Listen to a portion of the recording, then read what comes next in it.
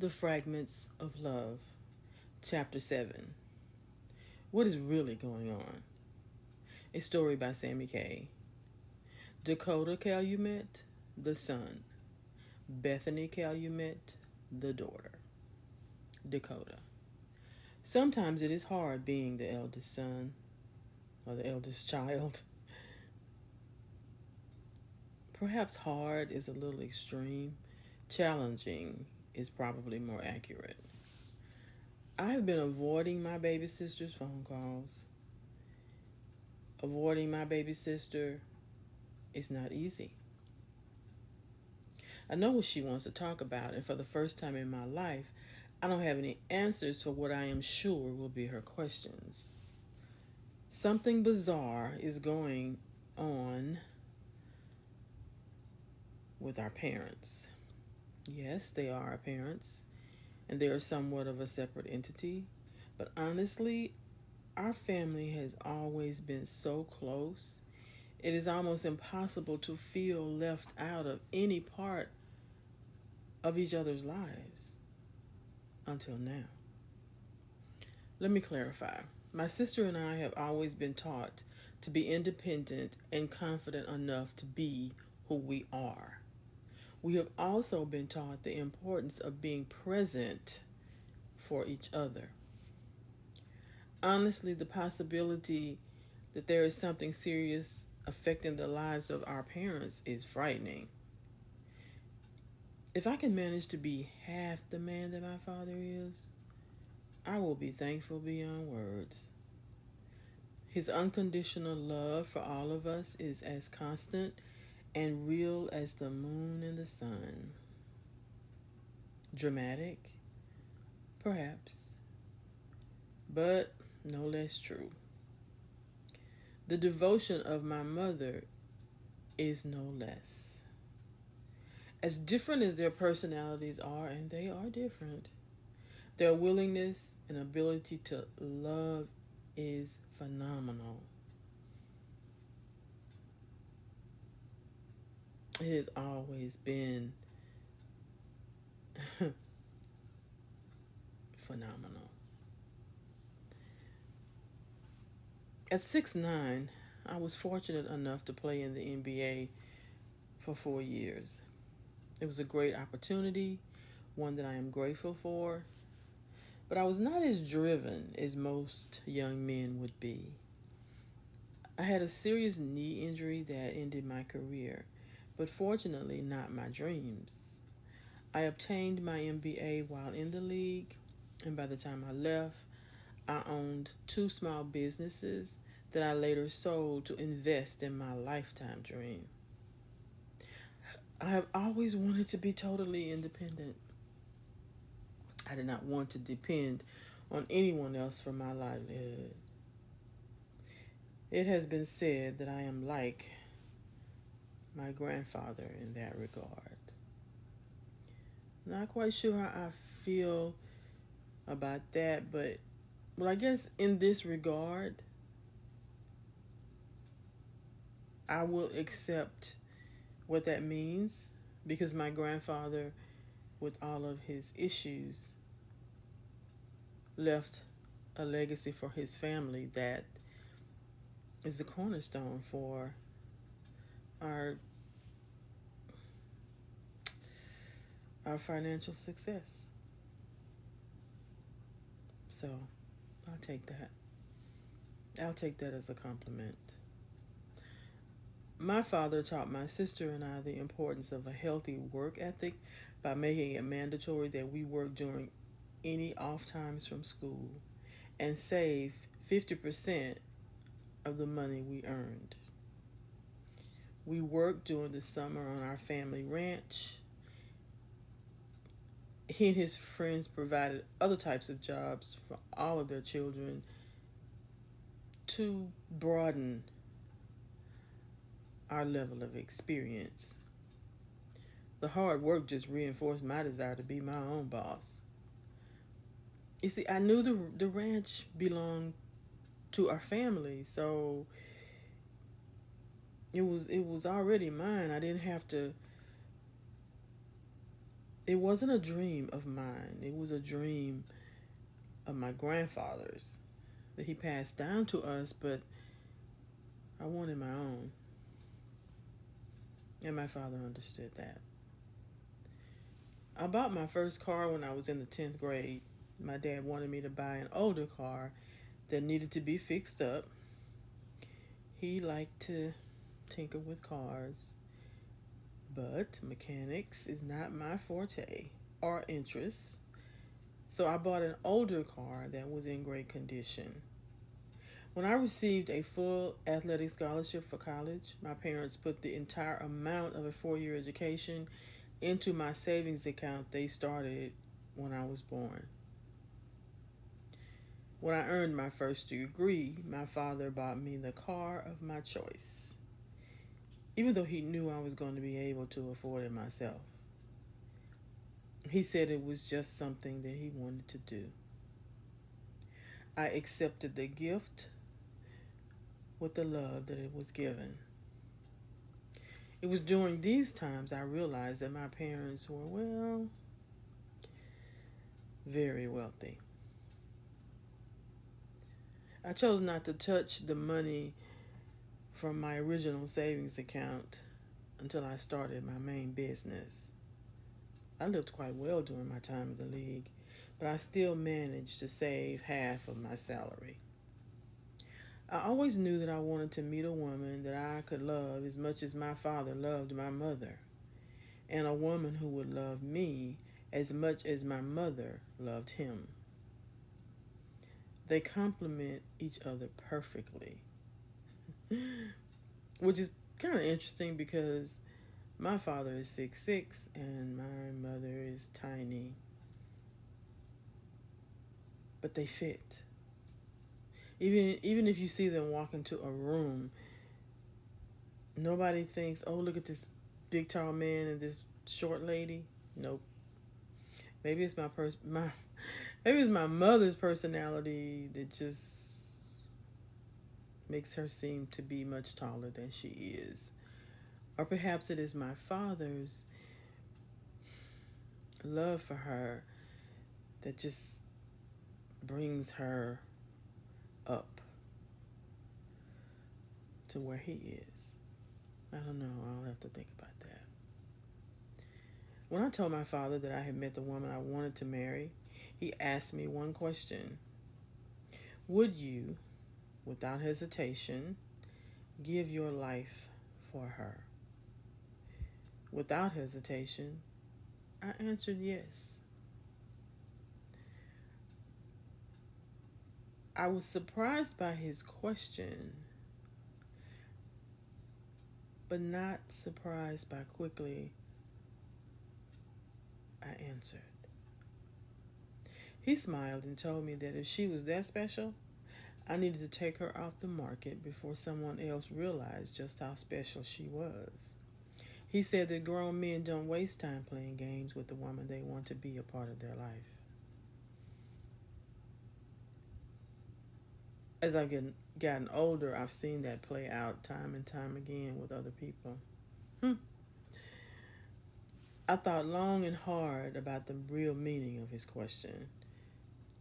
I proposed the next day. My wife and I have 7-year-old twins. Langston, my son, and Leah, my daughter, give real purpose to my life. They're quite a pair, and a real challenge for a man who thought that having children was an experience I could do without. I was so very wrong. I cannot I cannot imagine life without them. I simply cannot. My mother was a little harder to convince, but Kelly is awesome, and my mother quickly understood how perfect we are for each other. My mother is possessive. She knows it, we know it, and we accept it. But Kelly won her over, and that's saying a lot. But Kelly is, well, she's perfect for me. I must admit that Kelly and Bethany were so close at one time that I was a little jealous. I have always been my baby sister's hero. I don't ever want that to change. I can admit that. One day over lunch, we have, if we're in close enough proximity to each other, we have lunch once a month, just the two of us, just us. So one day over lunch, she quietly told me that I would always be her big brother. Always. The look she gave me let me know that she understood what I was feeling. I was once again reminded of how well we know each other. She is one of the very few people who has never been intimidated by my size, deep voice, or strong personality. Yeah. When Bethany got pregnant during her sophomore year of college, I felt as if I had failed her. I'd sat her down and told her just what to expect from men. I thought I had prepared her for the games. Yeah, the games. I seriously wanted to wrap my fingers around the neck of the person who dared to impregnate my baby sister. To this day, I have a hard time being civil to this person. It is only for the sake of my beautiful niece that I did not show him what it really means to hurt my sister. I will never forget her tears when he rejected her. Oh, he tried to make amends later. And he still, well, he has regrets. Let's just say that. And he is a decent father.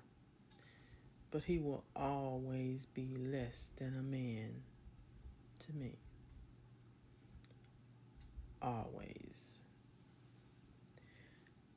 My niece, Gia, is a blessing for all of us. So it is certainly true that God is always in control.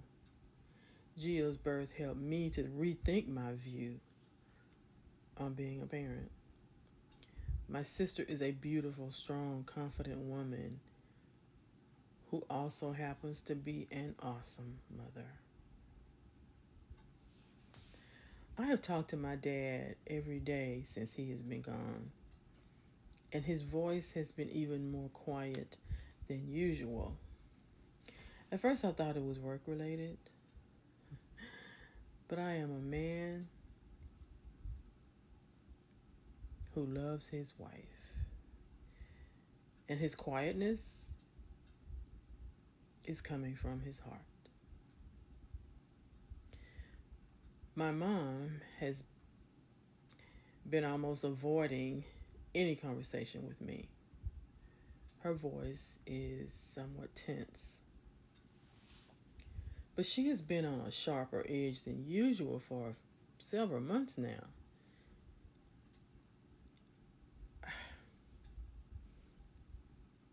But she won't talk to me about it. I don't even know what questions to ask. We have always respected their privacy, and since we've been adults, my dad has always respected ours. I can't really say the same thing about my mother, but I guess that's neither here nor there. But I miss our talks. I miss my mother. We both know that our parents do not take separate vacations. My dad has never stayed on an assignment this long without at least flying home for a night whenever possible. Now, after being apart for a month, has it been a month? I don't even know. My mother is having a gathering to welcome him home. For these two people who have a suite for a bedroom, a suite that is soundproof, a suite that my sister and I would rummage through when the opportunity arose. Yep, we found all kinds of interesting items.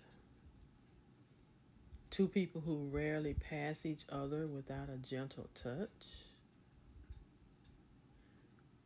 We would expect our parents to be locked away for at least a week before any homecoming celebration. My phone is ringing. It's Bethany.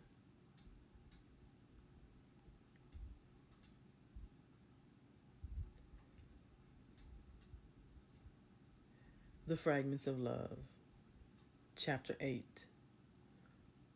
Are we not a part of this family? Bethany Speaks. A story by Sammy Kay. Bethany Calumet, the daughter. It is not always easy being the youngest child in the family, even if there are only two children. Oh, I love being the baby. The problem arises when I am often the last person to know what is going on. Okay, that is probably stretching the facts a little, but I am extremely frustrated. The fact that my always has the answer big brother is avoiding my calls is adding fear to the mix. To say that my family is close would be a huge understatement. Huge. To say that my parents are in love would only be a preface. They are deeply in love. They adore each other. They are rarely apart except for work and emergencies. So, why does it feel as if our world is about to change forever? My mother is more hyper than usual, which is sort of scary. This cruise was a total surprise to me, and my mother plans everything months in advance. I received exactly two calls from her while she was on her trip. Well, not calls, they were emails. My mother normally calls me 5 out of every 7 days. The first week was almost a vacation from her never ending questions and suggestions regarding how I should live my life. I talked to my daddy 3 times during the first week he was gone, but he sounded so tired. Well, almost sad. I ended up calling him every night. I could not ignore the fact that we discussed every topic except my mother. And yes, I am without any doubt my daddy's baby girl. Something is very, very wrong. I am the single parent of an amazing 13-year-old daughter. Gia is the light of my life. My experience as a single mother has never been the struggle it can be for so many women. I am truly blessed, and I know it. While my daughter's father was a huge disappointment, and my heart and spirit were damaged, my baby was worth every challenge that God brought us through. My entire family surrounded with me. I was going to say what I was trying to say, us or me. My entire family surrounded me with unconditional love. However, my parents and my brother were so protective. It was a combination of scary and amusing. I told my daddy, my brother, and my mother in that order. My daddy is a calm person, my brother is not, and my mother is, well, my mother is my mother. By the time I talked to my mother, I was a complete wreck. Not because my daddy or my brother were not understanding. They were so loving and compassionate, I felt even more guilty for letting them down. I found out later just how much anger they directed toward my daughter's father. My daddy has learned to tolerate him for my daughter. And my brother, well, he ignores him. My brother named my daughter and has always been her champion. So she doesn't seem to mind. She knows and she understands. My brother has always been my hero, and I have always been his protector. Yes, you heard that right. I did say protector.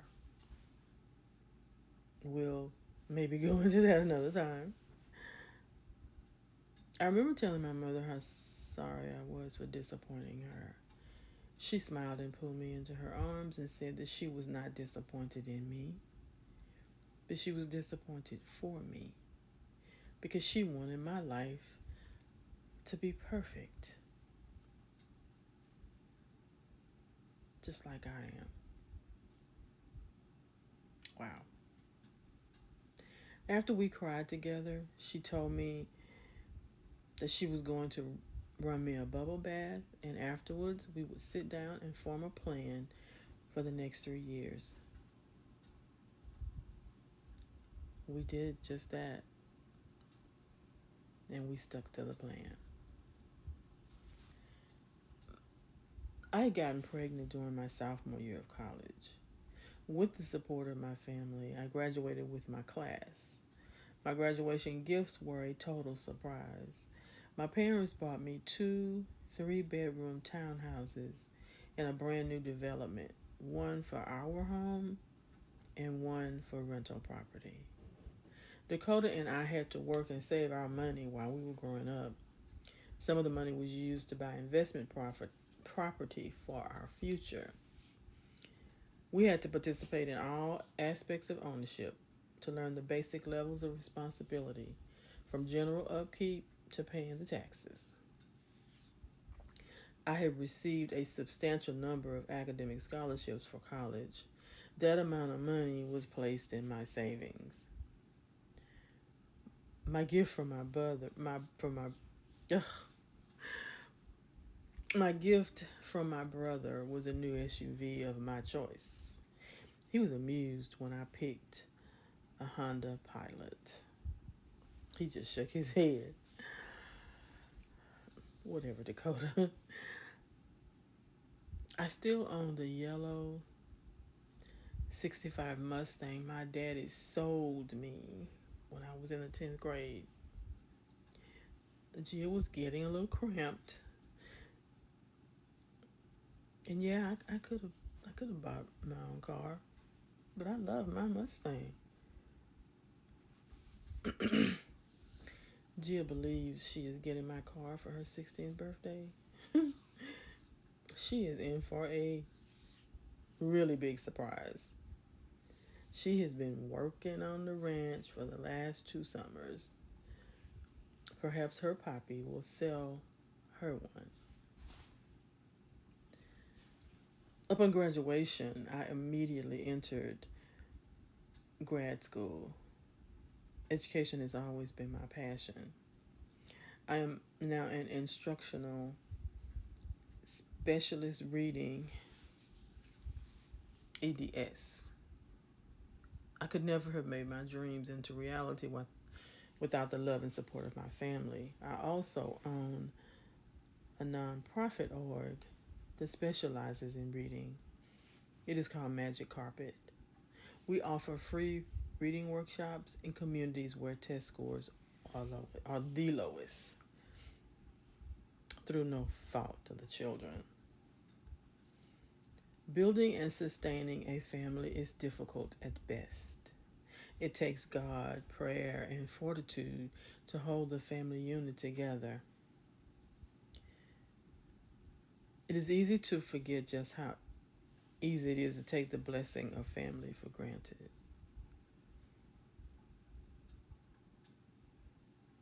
Never again. Never. I don't know exactly what is wrong, but the threat is real.